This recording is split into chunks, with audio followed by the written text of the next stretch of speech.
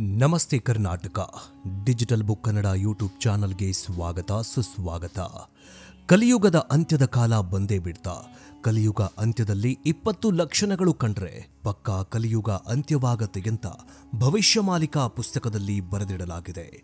2025ರಿಂದ 30ರವರೆಗೆ ಜಲಕಂಟಕ, ವಾಯುಕಂಟಕ, ಸಾಂಕ್ರಾಮಿಕ ರೋಗ ತಲ್ಲಣ ಸೃಷ್ಟಿ ಮಾಡಲಿದೆ. ಜಲಬಾಧೆಯಿಂದಾಗಿ ಸುನಾಮಿ ಏಳಲಿದೆ. ವಾಯು ಮಾಲಿನ್ಯದಿಂದಾಗಿ ವಾಯು ಸುನಾಮಿ ಏಳಲಿದೆ. ಸಾಂಕ್ರಾಮಿಕ ರೋಗದಿಂದಾಗಿ ಸಾವಿನ ಸುನಾಮಿ ಏಳಲಿದೆ. ಕಲಿಯುಗ ಅಂತ್ಯದ ಲಕ್ಷಣಗಳು ಅಂತ ಭವಿಷ್ಯಮಾಲಿಕಾ ಪುಸ್ತಕದಲ್ಲಿ ಬರೆದಿಡಲಾಗಿದೆ. ಹಾಗಾದ್ರೆ ಬನ್ನಿ, ಕಲಿಯುಗ ಅಂತ್ಯದ ಕಾಲ ಶುರುವಾಗೇ ಬಿಡ್ತಾ ಪಾಪಕರ್ಮಗಳು ನಾಶವಾಗುತ್ತಾ 2030ರಿಂದ ಸತ್ಯಯುಗ ಆರಂಭವಾಗುತ್ತಾ ಈ ಎಲ್ಲಾ ಪ್ರಶ್ನೆಗಳಿಗೆ ಉತ್ತರವನ್ನ ಹುಡುಕ್ತಾ ಹೋಗೋಣ. ವಿಡಿಯೋ ತುಂಬಾ ಇಂಟ್ರೆಸ್ಟಿಂಗ್ ಆಗಿರುತ್ತೆ. ಜೊತೆಗೆ ನಿಮ್ಮ ಅಕ್ಕಪಕ್ಕದಲ್ಲೂ ಕೂಡ ಅನ್ಯಾಯ, ಅತ್ಯಾಚಾರ, ಭ್ರಷ್ಟಾಚಾರ, ಕೊಲೆ, ಸುಲಿಗೆ, ಸಾಂಕ್ರಾಮಿಕ ರೋಗ, ಕೊರೋನಾ ಹೀಗೆ ಎಲ್ಲವೂ ಕೂಡ ತಾಂಡವವಾಡ್ತಾ ಇದೆ.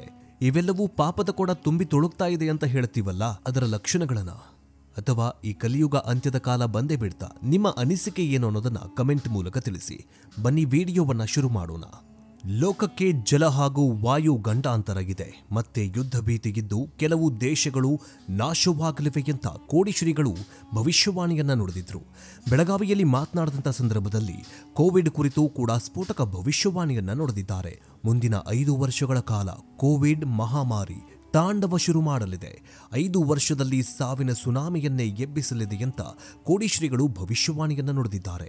ಆದರೆ ಕೋಡಿಶ್ರೀಗಳ ಭವಿಷ್ಯವಾಣಿಯ ಬೆನ್ನಲ್ಲೇ ಭವಿಷ್ಯಮಾಲಿಕಾ ಅನ್ನುವಂತಹ ಗ್ರಂಥದಲ್ಲಿಯೂ ಕೂಡ 2025ರಿಂದ 2030ರವರೆಗೆ ಸಾಲು ಸಾಲು ಗಂಡಾಂತರಗಳು, ಪ್ರಕೃತಿ ವಿಕೋಪಗಳು, ಸಾಂಕ್ರಾಮಿಕ ರೋಗಗಳಿಂದ ಸಾವಿನ ಸುನಾಮಿಯೇ ಏಳಲಿದೆ ಅಂತ ಭವಿಷ್ಯವಾಣಿಯನ್ನ ಬರೆದಿಡಲಾಗಿದೆ.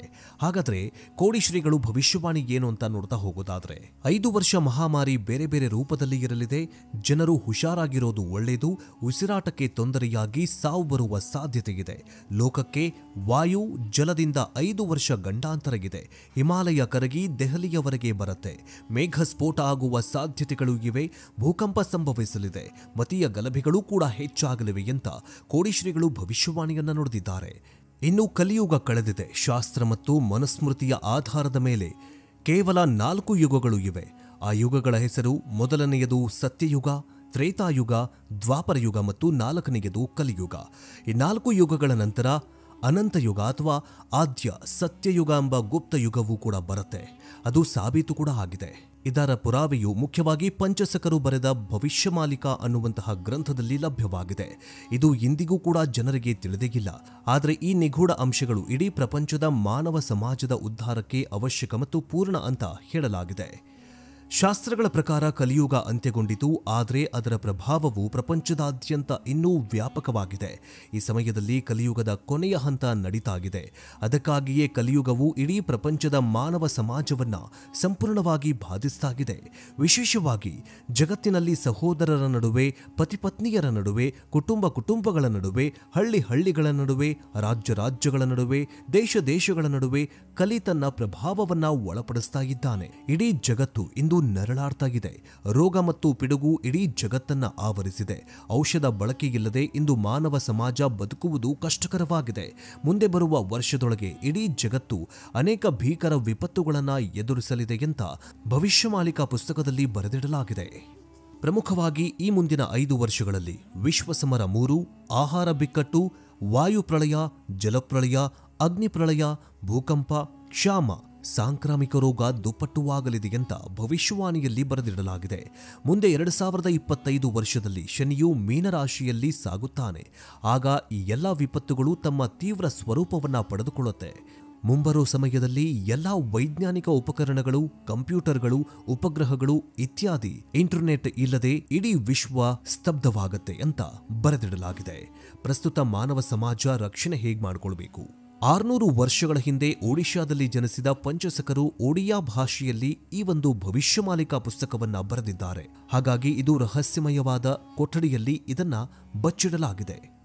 ಅಚ್ಯುತಾನಂದ ದಾಸರು ಬರೆದಿರುವ ಭವಿಷ್ಯಮಾಲಿಕಾ ಪುಸ್ತಕದಲ್ಲಿ ಇನ್ನೂ ಅನೇಕ ವಿವರಗಳನ್ನು ನೀಡಲಾಗಿದೆ. ಕಲಿಯುಗವು 4,32,000 ವರ್ಷಗಳ ಬದಲಾಗಿ 5,122 ವರ್ಷಗಳಲ್ಲಿ ಯಾಕೆ ಕೊನೆಗೊಳ್ಳುತ್ತೆ, ಅದರ ಲಕ್ಷಣಗಳೇನು, ಅದು ಯಾವಾಗ ಕೊನೆಗೊಳ್ಳುತ್ತೆ, ಕಲ್ಕಿ ಭಗವಾನ್ ಎಲ್ಲಿ ಮತ್ತು ಯಾವಾಗ ಹುಟ್ಟಿ ಬರ್ತಾನೆ, ಅವರ ಲೀಲೆಗಳ ಬಗ್ಗೆ, ಭಕ್ತರು ಹೇಗೆ ಉದ್ಧಾರ ಆಗ್ತಾರೆ ಮತ್ತು ಹೇಗೆ ರಕ್ಷಣೆ ಪಡಿತಾರೆ ಎನ್ನುವುದರ ಬಗ್ಗೆ ವಿವರಣೆಯನ್ನು ಕೂಡ ನೀಡಲಾಗಿದೆ.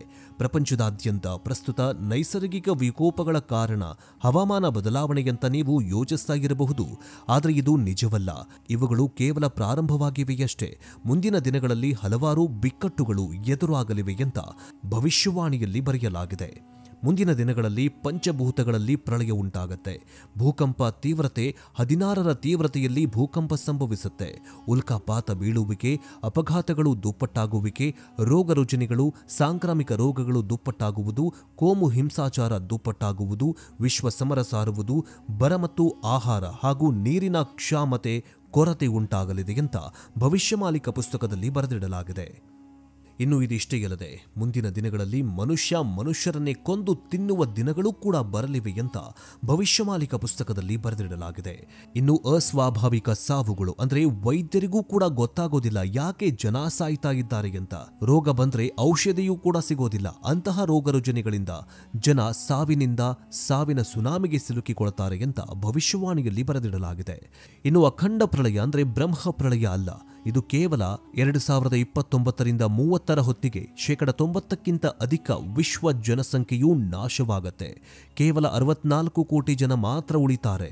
ಅಂದ್ರೆ ಭಾರತದಿಂದ 31 ಕೋಟಿ ಜನರು ಮಾತ್ರ ಉಳಿತಾರೆ. 2025ರಲ್ಲಿ 3ನೇ ಮಹಾಯುದ್ಧ ಮತ್ತು 4 ಯುಗದ ಪ್ರಕಾರ 4ನೇ ಮಹಾಯುದ್ಧವೂ ಕೂಡ ನಡೆಯುತ್ತೆ. ಅಂದ್ರೆ ಶನಿಯು ಮೀನರಾಶಿಗೆ ಪ್ರವೇಶಿಸುವ ಸಮಯದಲ್ಲಿ 3ನೇ ಮತ್ತು 4ನೇ ಮಹಾಯುದ್ಧ ಸಂಭವಿಸುತ್ತೆ ಅಂತ ಬರೆದಿಡಲಾಗಿದೆ. ಇನ್ನು 2029 ಮತ್ತು 2030ರ ನಂತರ ಸಂಪೂರ್ಣ ಸತ್ಯಯುಗ ಪ್ರಾರಂಭವಾಗುತ್ತೆ, ಇದು ನಂಬಲಾಗಿದೆ ಅಂತ ಬರೆದಿಡಲಾಗಿದೆ. ಇನ್ನು ತ್ರಿಕಾಲಜ್ಞಾನಿಗಳು ವಿಶ್ವದ ಅವನತಿಯ ಸುಳಿವನ್ನ ನೀಡಿದ್ದಾರೆ. ಇದೇ ಇನ್ನೊಂದೆಡೆ ವಿಶ್ವದ ವಿವಿಧ ಮುಸ್ಲಿಂ ರಾಷ್ಟ್ರಗಳಲ್ಲಿ ನಡೀತಾ ಇರುವ ಕಾದಾಟ, ವಿವಿಧ ದೇಶಗಳ ನಡುವೆ ನಡೀತಾ ಇರುವ ಯುದ್ಧ, ಪಾಕಿಸ್ತಾನದ ದಿವಾಳಿತನ, ನೈಸರ್ಗಿಕ ವಿಕೋಪಗಳು, ಇದೆಲ್ಲವೂ ಈ ಭೂಮಿಯ ಅಂತ್ಯಕ್ಕೆ ನಾಂದಿ ಹಾಡಿದಂತೆ ಕಾಣಿಸ್ತಾ ಇದೆ. 3ನೇ ಮಹಾಯುದ್ಧದ ಆರಂಭ ಇದೀಗಾಗಲೇ ಶುರುವಾಗಿದೆ ಅಂತ ಭವಿಷ್ಯಮಾಲಿಕಾ ಪುಸ್ತಕದಲ್ಲಿ ಬರೆದಿಡಲಾಗಿದೆ. ಇವುಗಳ ನಡುವೆ 600 ವರ್ಷಗಳ ಹಿಂದೆ ಬರೆದಿರುವ ಭವಿಷ್ಯಮಾಲಿಕಾ ಪುಸ್ತಕದಲ್ಲಿ 2030ರವರೆಗೆ ಘನಘೋರ ಸತ್ಯಗಳನ್ನ ತಿಳಿಸಲಾಗಿದೆ. ಇದೆಲ್ಲದರ ನಡುವೆ 600 ವರ್ಷಗಳ ಹಿಂದೆ ಬರೆದಿರುವ ಭವಿಷ್ಯಮಾಲಿಕಾದಲ್ಲಿ 2030ರವರೆಗಿನ ಘನಘೋರ ಸತ್ಯಗಳನ್ನು ತಿಳಿಸಲಾಗಿದೆ. ಇದೀಗಾಗಲೇ ಇಲ್ಲಿ ಹೇಳಿರುವ ಹಲವಾರು ಸಂಗತಿಗಳು ಸತ್ಯವಾಗಿದ್ದು, ಇನ್ನೂ ಕಲಿಯುಗದ ಅಂತ್ಯದ ಬಗ್ಗೆ ವಿವರಿಸುತ್ತಲೇ ಮುಂಬರೋ ವರ್ಷಗಳಲ್ಲಿ ಜನರು ಎಂಥ ಭಯಾನಕ ಸ್ಥಿತಿಯನ್ನ ಎದುರಿಸಬೇಕಾಗತ್ತೆ ಎನ್ನುವುದನ್ನು ವಿವರಿಸಲಾಗಿದೆ. 16ನೇ ಶತಮಾನದ ಸಂತ ಅಚ್ಯುತಾನಂದ ದಾಸ್ ಅವರು ಭವಿಷ್ಯಮಾಲಿಕಾದಲ್ಲಿ 600 ವರ್ಷಗಳ ಹಿಂದೆ ಕಲಿಯುಗದ ಅಂತ್ಯದ ಬಗ್ಗೆ ಬರೆದಿಟ್ಟಿದ್ದಾರೆ. ಈ ಭವಿಷ್ಯವಾಣಿಗಳಲ್ಲಿ ಹೆಚ್ಚಿನವು ಪುರಿ ಜಗನ್ನಾಥಕ್ಕೆ ಸಂಬಂಧಿಸಿದ ಭವಿಷ್ಯವಾಣಿಗಳಾಗಿವೆ. ಜೊತೆಗೆ ಅವೆಲ್ಲವೂ ಕೂಡ ನಿಜವಾಗಿದೆ. ಇನ್ನು ಭವಿಷ್ಯಮಾಲಿಕಾ ಕಾಲಜ್ಞಾನದಲ್ಲಿ ಉಲ್ಲೇಖವಾಗಿರುವಂತಹ ಒಂದು ಪ್ರಮುಖ ಭವಿಷ್ಯವಾಣಿ ಏನಂತಂದ್ರೆ, ಭಾರತದ ಮೇಲೆ 13 ಇಸ್ಲಾಂ ರಾಷ್ಟ್ರಗಳ ಆಕ್ರಮಣ. ಭಾರತವನ್ನ ಛಿದ್ರ ಮಾಡಲು 13 ಇಸ್ಲಾಂ ದೇಶಗಳು ಒಗ್ಗಟ್ಟಾಗಿ ಆಕ್ರಮಣ ಮಾಡಲಿವೆ. ಚೀನಾದೊಂದಿಗೆ ಸೇರಿಕೊಳ್ಳುವ 13 ಇಸ್ಲಾಮಿಕ್ ರಾಷ್ಟ್ರಗಳು ಭಾರತದ ಮೇಲೆ ದಾಳಿ ಮಾಡುತ್ತವೆ. 2025ರಲ್ಲಿ ಶನಿಯು ಮೀನರಾಶಿಗೆ ಪ್ರವೇಶ ಮಾಡಿದಾಗ 3ನೇ ಮಹಾಯುದ್ಧವು ಪ್ರಾರಂಭವಾಗುತ್ತೆ. 2ನೇ ಮಹಾಯುದ್ಧವೂ ಕೂಡ ಇದೇ ಸಮಯದಲ್ಲಿ ಪ್ರಾರಂಭವಾಗಿತ್ತು. ಈಗ 3ನೇ ಮಹಾಯುದ್ಧವು 6 ವರ್ಷ 6 ತಿಂಗಳುಗಳ ಕಾಲ ಮುಂದುವರಿಯಲಿದೆ. ಆಕಾಶದಲ್ಲಿ 2 ಸೂರ್ಯರು ಇದ್ದರಂತೆ ಕಾಣಿಸುತ್ತೆ. ಒಂದು ಸೂರ್ಯ ಅಂತ ಭಾವಿಸಲಾಗಿದೆ, ಇನ್ನೊಂದು ಹೊಳೆಯುವ ಆಕಾಶಕಾಯ ಅಂತ ಹೇಳಲಾಗಿದೆ. ಅಲ್ಲದೆ ಪ್ರಕಾಶಮಾನವಾದ ವಸ್ತುವು ಧೂಮಕೇತು ಅಥವಾ ಸಣ್ಣ ಉಲ್ಕಾ ರಾಶಿಗಳಂತೆ ಕಾಣಬಹುದು. ಭಾರತದಲ್ಲಿ ನಡೀತಾ ಇರುವ ಸಂಘರ್ಷದ ಸಮಯದಲ್ಲಿ ಧೂಮಕೇತು ಬೀಳತ್ತೆ ಅಂತ ಭವಿಷ್ಯಮಾಲಿಕಾ ಪುಸ್ತಕದಲ್ಲಿ ಬರೆದಿಡಲಾಗಿದೆ. ಇನ್ನು ಗೆಳೆಯರೆ, 2030ರಲ್ಲಿ ಕಲಿಯುಗ ಅಂತ್ಯವಾಗತ್ತೆ. ಅದಾದ ಬಳಿಕ ಹೊಸ ಯುಗ ಆರಂಭವಾಗತ್ತೆ. ಇದು ಚೈತನ್ಯ ಪೂರ್ವಕವಾಗಿರುತ್ತೆ. ಆದರೆ ಇದೀಗಾಗಲೇ ವಿಶ್ವದ 800 ಕೋಟಿ ಜನರ ಪೈಕಿ 65 ಕೋಟಿ ಜನರು ಮಾತ್ರ ಬದುಕ್ತಾರೆ. ಈ ಪೈಕಿ ಭಾರತದಲ್ಲಿ 33 ಕೋಟಿ ಜನಸಂಖ್ಯೆ ಇರುತ್ತೆ. ಚೀನಾ ದೇಶ ಛಿದ್ರವಾಗತ್ತೆ. ಅಮೆರಿಕಾದ ಬಹುತೇಕ ಪಾಲು ಜಲಾವೃತವಾಗತ್ತೆ. ರಷ್ಯಾ ಹಿಂದೂ ರಾಷ್ಟ್ರವಾಗತ್ತೆ. ಇದೆಲ್ಲವೂ 2030ರ ಒಳಗೆ ಸಂಭವಿಸಲಿದೆ. ಈ ಸಮಯದಲ್ಲಿ ಭಾರತದ ರಾಜ ಒಬ್ಬ ರೋಗಿ ಪುರುಷನಾಗಿರ್ತಾನೆ, ಆತನಿಗೆ ಸಂತಾನ ಇರೋದಿಲ್ಲ ಅಂತಲೂ ಕೂಡ ಬರೆದಿಡಲಾಗಿದೆ. ಭವಿಷ್ಯಮಾಲಿಕಾದಲ್ಲಿ ಜಗನ್ನಾಥಪುರಿ ದೇವಸ್ಥಾನದ ಗುಮ್ಮಟದಿಂದ ಕಲ್ಲು ಕೆಳಗೆ ಬಿದ್ದಾಗ ಅದು ಪ್ರಪಂಚದ ಮಹಾವಿನಾಶದ ಸಂಕೇತವಾಗಿದೆ ಅಂತ ಬರೆದಿಡಲಾಗಿದೆ. ಐತಿಹಾಸಿಕ ಪುಸ್ತಕಗಳ ಪ್ರಕಾರ 1842ರಿಂದ ಇಲ್ಲಿಯವರೆಗೆ ಜಗನ್ನಾಥಪುರಿಯಿಂದ ಒಂದು ಕಲ್ಲು ಬಿದ್ದ ಘಟನೆ ಅಂದರೆ ಸರಿಸುಮಾರು 15ರಿಂದ 16 ಬಾರಿ ಸಂಭವಿಸಿದೆ. ಜಗನ್ನಾಥಪುರಿಯಲ್ಲಿ ಪುರಾತನವಾದ ಆಲದ ಮರ ಇತ್ತು. ಭವಿಷ್ಯಮಾಲಿಕದಲ್ಲಿ ಈ ಆಲದ ಮರ ಬಿದ್ರೆ ಮುನ್ಸೂಚನೆ ಅಂದ್ರೆ ಕಲಿಯುಗ ಮುನ್ಸೂಚನೆ ಅಂತ ಹೇಳಲಾಗಿತ್ತು. 2019ರಲ್ಲಿ ಒಡಿಶಾದಲ್ಲಿ ಫನಿ ಚಂಡಮಾರುತದ ನಂತರ ಪುರಿ ಜಗನ್ನಾಥ ದೇವಾಲಯದಲ್ಲಿದ್ದ ಆ ಆಲದ ಮರ ಬಿದ್ದಿತ್ತು. ಅದಾದ ನಂತರ ಕೊರೋನಾ ಮಹಾಮಾರಿ ಒಕ್ಕರಿಸಿಕೊಂಡಿತ್ತು.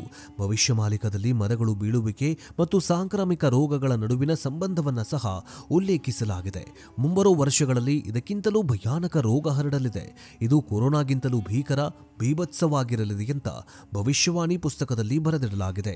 ಈಗಾಗಲೇ 2025 ಜೂನ್ ಎಂಟ್ರಿಗೆ ಮೊದಲೇ ಕೊರೋನಾ ಮತ್ತೊಂದು ಹೊಸ ರೂಪಾಂತರಿ ಕಾಲಿಟ್ಟಿದೆ. ಇದು 5 ವರ್ಷಗಳ ಕಾಲ ಇರಲಿದೆ ಅಂತ ಭವಿಷ್ಯಮಾಲಿಕದಲ್ಲಿ ಬರೆದಿಡಲಾಗಿದೆ. ಇನ್ನು ಇದಿಷ್ಟೇ ಇಲ್ಲದೆ ಭವಿಷ್ಯಮಾಲಿಕ ಪುಸ್ತಕದಲ್ಲಿ ರೈತರು ಕೃಷಿ ಮಾಡುವುದನ್ನೇ ನಿಲ್ಲಿಸುತ್ತಾರೆ. ಜೊತೆಗೆ ಕೃಷಿಯಲ್ಲಿ ಬೇಸತ್ತ ರೈತರು ತಮ್ಮ ಹೊಲಗಳಲ್ಲಿ ಏನನ್ನು ಬೆಳೆಸೋದನ್ನ ನಿಲ್ಲಿಸಿ ಹೊಸ ಉದ್ಯೋಗವನ್ನು ಹುಡುಕಿಕೊಂಡು ಅಲೆದಾಡ್ತಾರೆ. ಕೃಷಿಯನ್ನ ಮುಚ್ಚುವುದರಿಂದ ಭೂಮಿಯ ಮೇಲೆ ತರಕಾರಿ ಮತ್ತು ಹಣ್ಣುಗಳ ಕೊರತೆ ಉಂಟಾಗತ್ತೆ ಮತ್ತು ಹಣದುಬ್ಬರದಿಂದ ಜನ ತತ್ತರಿಸಿ ಹೋಗ್ತಾರೆ ಅಂತ ಭವಿಷ್ಯವಾಣಿಯಲ್ಲಿ ಬರೆದಿಡಲಾಗಿದೆ. ಹೀಗೆ ಸಾಲು ಸಾಲು ಗಂಡಾಂತರಗಳನ್ನು ಹೊತ್ತುಕೊಂಡು 2025 ವರ್ಷಕ್ಕೆ ನಾವೆಲ್ಲರೂ ಕೂಡ ಕಾಲಿಟ್ಟಿದ್ದೀವಿ. ಆದರೆ ಈಗ ಜೂನ್ ಎಂಟ್ರಿಯ ಸಮಯದಲ್ಲಿಯೇ ಪ್ರಕೃತಿ ವಿಕೋಪ, ಭೂಕಂಪ, ಸುನಾಮಿ ಮತ್ತು ಜಲಪ್ರಳಯ ಸೃಷ್ಟಿಯಾದ ಬೆನ್ನಲ್ಲೇ ಈಗ ಕೊರೋನಾ ಅನ್ನುವಂತಹ ಸಾಂಕ್ರಾಮಿಕ ರೋಗ ಮತ್ತೊಮ್ಮೆ ಎಂಟ್ರಿ ಕೊಟ್ಟಿದ್ದು ಜನರಲ್ಲಿ ಆತಂಕ ಸೃಷ್ಟಿ ಮಾಡಿದೆ. ಈ ಭವಿಷ್ಯಮಾಲಿಕ ಪುಸ್ತಕದ ಬಗ್ಗೆ, ಈ ಭವಿಷ್ಯಮಾಲಿಕ ಕಾಲಜ್ಞಾನದ ಬಗ್ಗೆ ನಿಮ್ಮ ಅನಿಸಿಕೆ ಏನು ಅನ್ನೋದನ್ನ ಕಮೆಂಟ್ ಮೂಲಕ ತಿಳಿಸಿ. ಮುಂದಿನ ವಿಡಿಯೋದಲ್ಲಿ ಮತ್ತೆ ಸಿಗೋಣ. ಜೈ ಹಿಂದ್, ಜೈ ಕರ್ನಾಟಕ, ಜೈ ಸನಾತನ.